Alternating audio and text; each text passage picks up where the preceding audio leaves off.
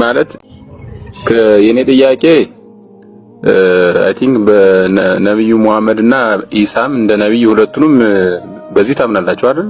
ሁለቱም ነብይ ናቸው። ስለዚህ ከሁለቱ ነብይ ማለት ይበላለጣል ወይስ እኩል ነው የምታዩዋቸው ሁለቱንም ማለት ነው?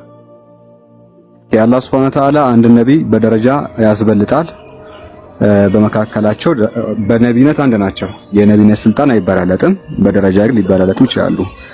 125000 ነቢያቶች እንዳሉ እናምናለን።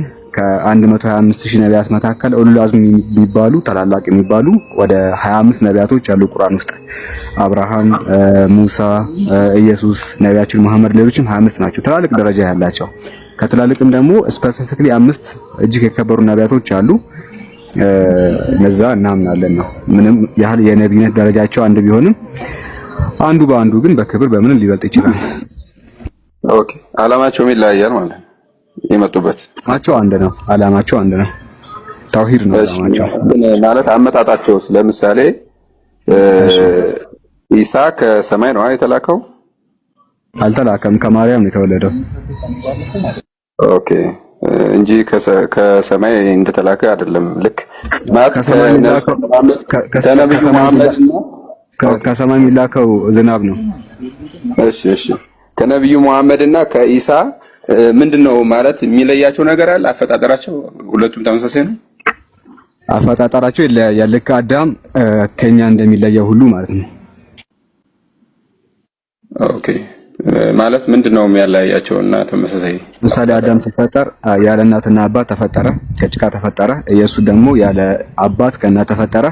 ሔዋን ደግሞ ከአዳም ጎን ያለ አባትና እናት ተፈጠረች። ኢየሱስ ደግሞ ያለ አባት ከእናት ብቻ ተፈጠረ።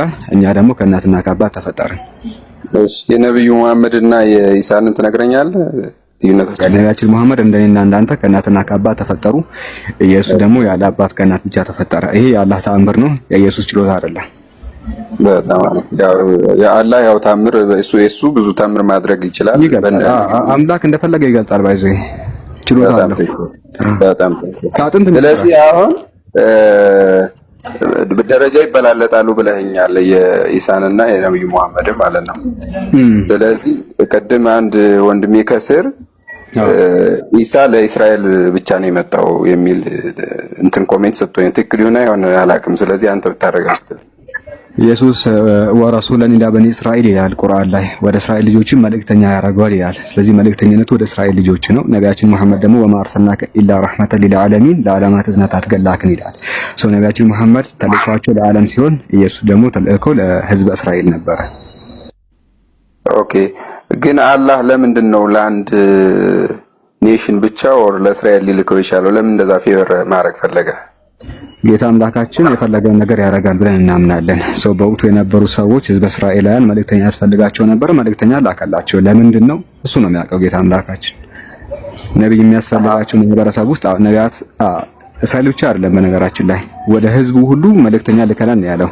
ወደ ኤዥያም ይላካል፣ ወደ ሌላም ቦታ ይላካል። እስራኤል ውስጥ መልእክተኛ ሲያስፈልግ ኢየሱስን አስነሳው፣ ከማርያም እንዲወለድ አደረገ። ኦኬ ለምንድን ነው? እሱ ነው የሚያውቀው። መልእክተኛ ያስፈልግ ነበር፣ ያንን አደረገ ነው። ኦኬ ስለዚህ ነብዩ መሐመድ ለእስራኤል መልእክተኛ መሆን አይችልም ነበር ማለት ነው? ይችላል። ምክንያቱም መልእክቱ ለዓለም ስለሆነ፣ እስራኤል ደግሞ የዓለም አንዷ ክፍል ስለሆነች እነሱንም ይመለከታሉ። ስለዚህ የሙስሊሙ ማህበረሰብ የኢሳን ነብይነት ለምሳሌ ለህይወት ምንድነው ቫልዩ የሚያደርግ? ምንም የሚጠቅመው ነገር የለም ለእስልምና ይጠቅማል። ነገር ግን አሁን የምንተዳደርበት ሸሪዓ በሱ ሸሪዓ አይደለም። በሱ ሸሪዓ የምንተዳደረው በነቢያችን ሸሪዓ ነው። የሱ ሸሪዓ ግዛዊ ነበረ። ህዝበ እስራኤል በነበረበት ጊዜ ለነሱ ተልኳል። መልእክቱ እነሱን አገልግሏል። ነገር ግን ዘላለማዊ መልእክት ስላልሆነ በወቅቱ ለነበሩት ያገለግላል፣ ከዛ በኋላ ያልፋል። የነቢያችን መሐመድ ሸሪዓ ደግሞ ዘላለማዊ ነው፣ ወደፊትም ይቀጥላል። አሁን የምንተዳደርበት በዚህ ዘመን በነቢያችን ሸሪዓ እንጂ በኢየሱስ ሸሪዓ አይደለም። አላህም እንደዚህ ይላል ማለት የነብዩ ኢሳን ሸሪዓ እንዳትቀበል በእስልምና ማለት እንደዛ ነው የሚለው። አንቀበልም እኮ አይደለም።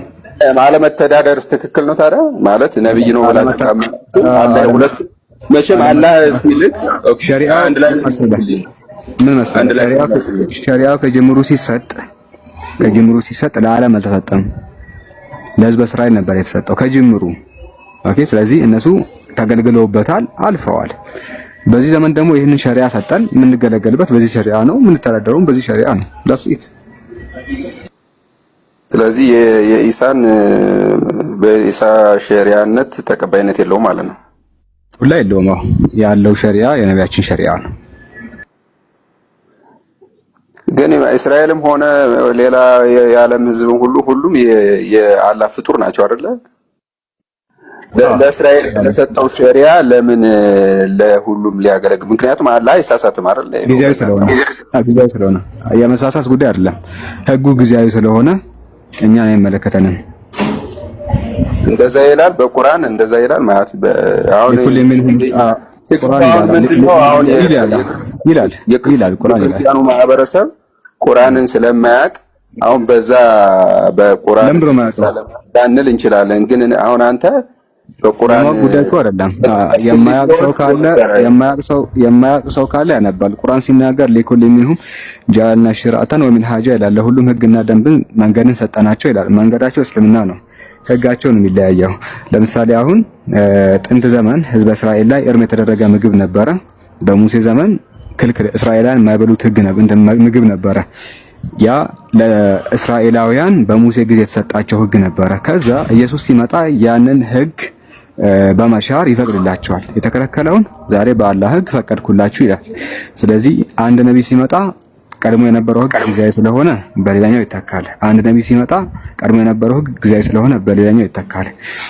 ወደ ነቢያችን መሐመድ ስንመጣ ግን ህጉ ከሳቸው በኋላ ነብይ ስለማይመጣ ህጋቸው ምንድነው እስከ ትንሣኤ ቀን ድረስ ያገለግላል። ሌላ ነብይ ቢመጣ ኖሮ የሳቸው ህግ ጊዜያዊ ሊሆን ይችል ነበረ።